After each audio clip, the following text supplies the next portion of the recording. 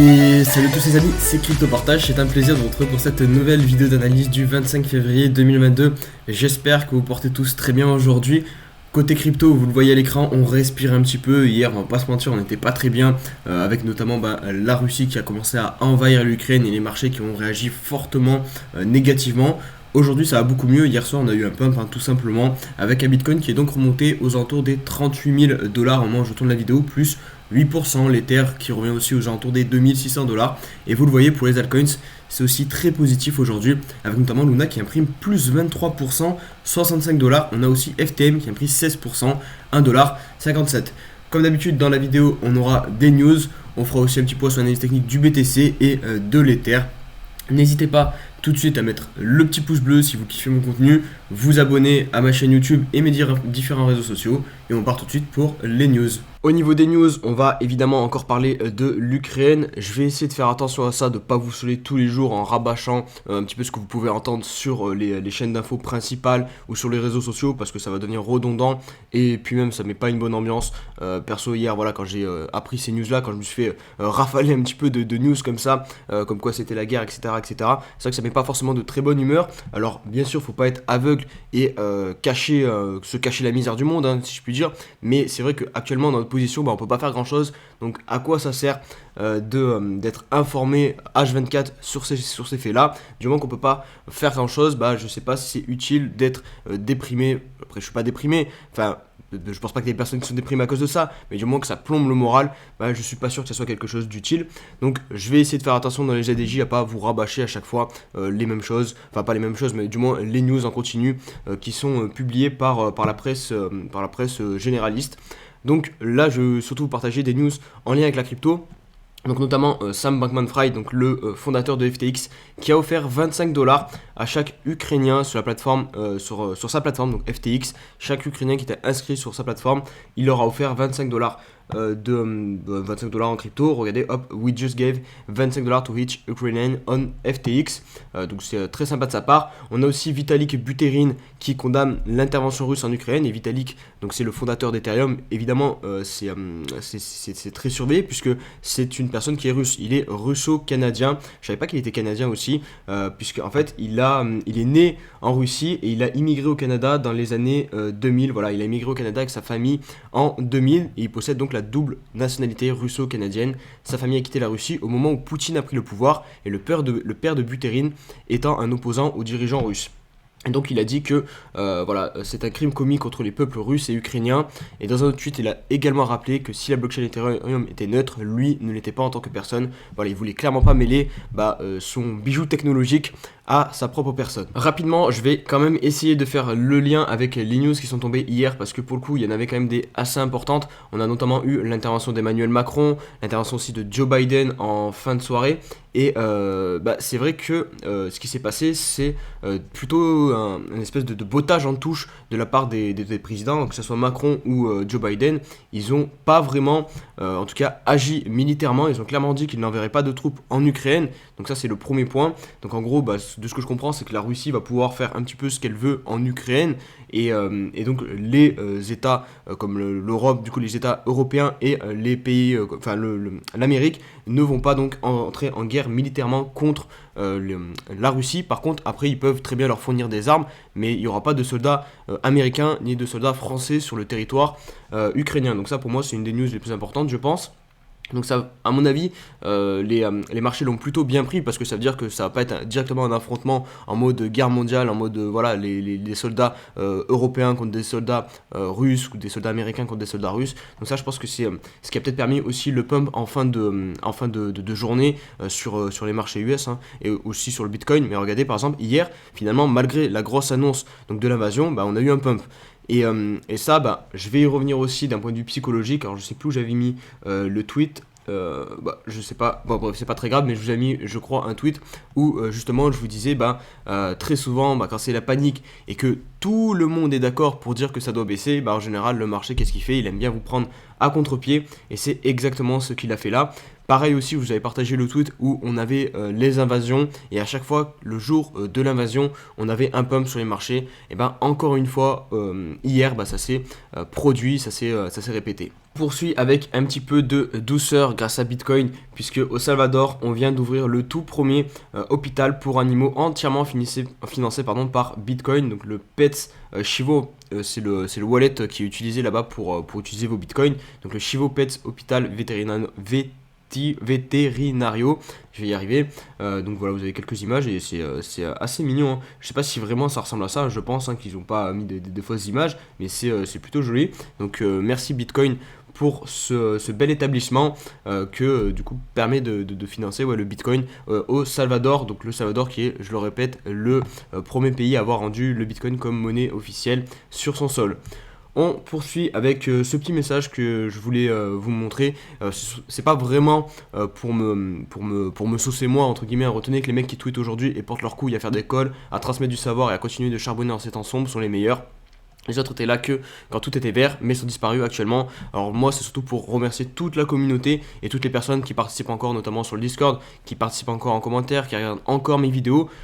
Vous tous, je pense que vous serez forcément remerciés à l'avenir si vous ne lâchez pas sur ces marchés quand justement les temps sont difficiles. Vous êtes en train finalement de faire l'inverse de la majorité qui lâche quand ça devient dur et qui reviendra justement vous servir en fait d'exit liquidity. En gros, c'est eux qui vous rachèteront vos assets quand vous voudrez les vendre et c'est clairement ce qu'il faut faire. Donc restez bien dans ces temps difficiles, c'est pour moi j'en suis persuadé, on sera récompensé sur le long terme. Dernier petit tweet avant de passer sur l'analyse technique, je voulais être franc avec vous, voilà, donc je vous ai mis ce tweet concernant ma prochaine zone d'achat. Je le savais déjà plus ou moins, je savais que je ne rachèterais pas au niveau des 30 000 $, mais si jamais on passe sous les 30 000 $, je pense que les 28 000 $, on a notamment le retracement Fibonacci 0,78 de toute la hausse depuis les 3 000 $ sur Bitcoin. Et j'ai décidé d'allouer 5% de mon bac de stablecoins, j'en ai 20% actuellement, et donc voilà, je ferai un achat à long terme sur ces 5% là. Attention, je préviens quand je dis, là par exemple j'utilise la charte du Bitcoin, mais ça veut pas dire que je vais acheter 5% de Bitcoin. Je sais qu'il y a certaines personnes peut-être qui peuvent comprendre ça, mais non, en fait ça veut juste dire que je me base sur Bitcoin parce que c'est le métronome, donc je fais mon analyse sur Bitcoin, mais par contre je me mettrai très certainement pas 5% sur le Bitcoin, mais plutôt sur des altcoins que je juge très forts fondamentalement ou qui seront techniquement très propres. Donc je vous le redirai très probablement si on y va, et j'ai aussi précisé que c'est clairement pas le scénario que j'envisage. Je fais juste, voilà, je fais mon plan à l'avance, mais j'envisage pas que le Bitcoin retourne à 28 000 $. Pour moi, toujours, on est capable de faire un double bottom ici en weekly, ou au moins de tenir les 32 000 $ en point bas ultime et de relancer enfin un mouvement weekly sur le BTC. Allez, on se retrouve maintenant pour l'analyse du BTC. Comme vous pouvez le constater à l'écran, hier on a eu donc une journée assez exceptionnelle puisqu'on a eu un point bas à 34 400 $, un point haut à quasiment 40 000 $. Et premier point négatif, je vais commencer par les points négatifs. Donc on a donc cette grosse résistance des 40 000 $ qui fait encore office de résistance. Pour l'instant, on n'arrive pas à passer au-dessus, à repasser au-dessus. Donc ça c'est évidemment pas positif, les moyennes mobiles sont toujours au-dessus de nos têtes. On voit très clairement au niveau même des clôtures des bougies daily que 38 500 $, c'est un niveau de résistance aussi important. Donc voilà, on est toujours positionné sous résistance, toujours dans une tendance baissière pour moi depuis ici les 42 000 $. Donc il n'y a pas grand chose à dire pour le moment. Pour moi c'est juste un rebond technique, il faudra voir si oui ou non on inverse la tendance par la suite. Ce qu'on peut noter, c'est un petit W sur l'indicateur RSI, donc pourquoi pas, voilà, une chose un peu plus positive qui pourrait nous permettre ensuite de vraiment retourner la tendance. Si on passe un peu plus sur des time frames plus petites et décortiquer du coup ce pump, pareil, c'est pas forcément très positif puisque donc, on ne passe pas les résistances. Les derniers points hauts, on ne vient pas faire un nouveau point haut, on bloque pile dessus, vous le voyez ici, on bloque vraiment pile dessus, on bloque sur l'EMA 50, donc on passe pas au-dessus des moyennes mobiles aussi, donc, alors que dans une tendance haussière, on doit être au-dessus de ces deux moyennes mobiles, donc là, on ne le fait pas. Autre chose à noter importante, vous voyez cette mèche ici là qui vient pile au-dessus des deux derniers tops. Bah ça peut vouloir dire une chasse au stop. Donc parce que les personnes qui shortent le marché, elles mettent où leur stop loss, leur endroit d'invalidation? Bah ici sur les derniers points hauts. Et donc là ce qu'on a fait c'est sortir toute la liquidité qu'il y avait ici et du coup le train est déchargé et donc en théorie on pourrait maintenant poursuivre la tendance baissière à la baisse et venir mettre des nouveaux points bas sans avoir beaucoup de personnes en train de shorter et donc des personnes en train de gagner dans le bon sens du BTC. Donc ça c'est pas un élément très positif, cette mèche là et le rejet repasser directement en dessous, ça ressemble vraiment à une chasse au stop et derrière pour venir chuter beaucoup plus bas. Donc on verra en élément positif, bah forcément un peu c'est positif, hein, voilà, on marche quand même dans le bon sens. On a le RSI 4 heures aussi qui est passé du bon côté du bon niveau, du bon côté tout simplement, parce qu'on est repassé au-dessus du niveau 50, donc peut-être vraiment un mouvement aussi qui va se mettre en place sur le 4 heures. Maintenant, il va falloir tenir des creux de plus en plus haut, hein, vous connaissez la chanson, les creux de plus en plus haut, reprendre une tendance haussière, repasser au-dessus des moyennes mobiles, refranchir des résistances, parce que c'est aussi très important dans une tendance haussière de franchir des résistances. Dans une tendance haussière, tu franchis des résistances, dans une tendance baissière, tu franchis des supports à la baisse. Et là, ce qu'on est en train de faire, c'est franchir des supports à la baisse. Je peux peut-être essayer de voir s'il n'y a pas une petite figure qu'on aurait pu casser. Hop, là, si je fais une droite comme ça, ouais, c'est un espèce de biseau d'élargissement, pardon, qu'on aurait cassé. Après, voilà, là clairement, le breakout est pas fameux du tout. Je pense pas qu'il y ait beaucoup de volume. On a eu énormément de volume, mais c'était sur la baisse. Là, on en a eu un tout petit peu. Enfin, bref, même pas. Enfin, même pas sûr qu'on puisse considérer ça comme un vrai breakout. Et de toute façon, je suis pas vraiment fan des figures chartistes, en tout cas du moins comme celle-ci là. Donc on verra, je vous la pose. S'il y en a qui aiment bien ces figures chartistes, là c'est vrai que c'est assez propre parce que les touchettes sont vraiment chirurgicales. Et là donc on serait sorti par le haut de cette figure. Donc on pourrait imaginer un retour minimum aux 41 000 dollars. Voilà, je pense que j'ai fait le tour sur Bitcoin. Donc sur le daily on est toujours baissier, il faut vraiment repasser au-dessus, au minimum d'une résistance, donc celle des 39 000, 40 000 dollars, se refranchir au-dessus et là ok on pourra dire il y a quelque chose qui se passe sur le BTC. Au niveau du weekly, toujours le scénario en W qui est possible, hein, qui est dans nos cordes. C'est un scénario que je privilégie perso, je pense vraiment qu'on peut avoir trouvé un bottom ici et on verra si oui ou non j'ai eu raison dans les prochains jours ou si au contraire le BTC va poursuivre dans le sens des probabilités puisque nous sommes baissiers sur le weekly et donc venir chercher un point bas plus bas que les 32 000 dollars. Et on va faire un petit point rapide aussi sur l'Ether. Donc là on est sur le weekly, pareil la pattern en W peut être possible. On voit qu'il y a un niveau qui est pas mal défendu là en cours de clôture, les 2500 dollars donc sur l'Ether. Par contre la bougie sur le Bitcoin est verte, sur l'Ether elle est blanche ou rouge, hein, selon comment vous mettez la couleur de vos bougies. Donc ça veut dire qu'en ce moment le Bitcoin surperforme l'Ether. Ouais voilà, vous voyez, on est revenu d'ailleurs en bas du coup de ce triangle ascendant où on a eu une fausse sortie ici. Donc pour l'instant la trend ici tient, mais c'est vrai qu'on a en ce moment, cette dernière semaine, le Bitcoin surperforme l'Ether. Au niveau du très court terme, qu'est-ce qui s'est passé sur l'Ether? Sur le daily, l'analyse va être exactement la même finalement que celle du BTC. Alors cette trend, est-ce qu'elle est encore pertinente? C'est vrai qu'on pourrait la mettre comme ça, elle est encore assez pertinente, hein. Les points de contact sont assez propres. Hop, je vais vous le montrer avec le petit stylo, vous voyez ici, hop. Ici pareil, ici on n'a pas vraiment touché, ici on retouche, ici on retouche. Donc c'est vrai que c'est assez pertinent cette trend ici, enfin c'est même pas une trend, c'est une oblique puisque du coup elle matérialise plus vraiment la tendance baissière puisque ici oui mais ici non vu qu'on est passé au-dessus. Donc voilà pour cette petite oblique. Ce que je voulais vous dire, c'est donc qu'on est toujours baissier sur l'Ether, hein. On a toujours cette tendance qui est passée baissière depuis les 2800 dollars. Le pump, voilà, on bloque clairement sur les 2800. Je peux vous mettre un petit trait ici, vous allez voir. On a une clôture, hop. Donc très important, c'est finalement l'ancien point bas qui est ici, hein, toute cette zone là. C'est la zone qu'il faut refranchir à la hausse sur l'Ether pour, à mon avis, relancer un mouvement plus haussier. Et encore, il y a le MA50 qui est quasiment sur le niveau des 3000 dollars. Et les 3000 dollars, c'est aussi un point très important psychologiquement sur l'Ether. Donc clairement, il n'y a pas de quoi s'affoler ici. C'est juste un rebond technique. Je pense que sur le 4 heures, ça doit être encore plus catastrophique que le Bitcoin. Voilà, on n'est même pas venu au niveau des derniers points hauts. On est juste venu avec la mèche. Et sinon, non, on n'est pas venu clôturer au même niveau que les anciens points hauts. Donc clairement, il n'y a pas de quoi s'enflammer actuellement.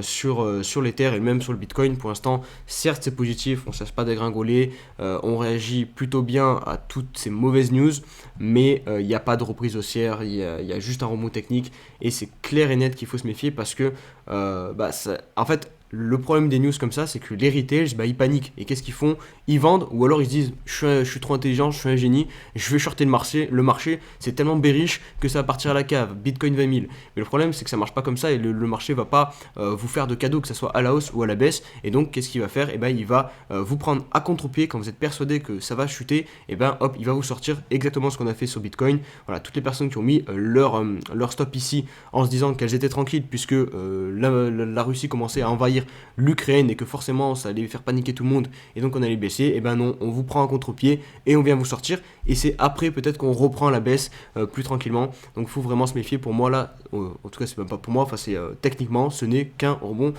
technique.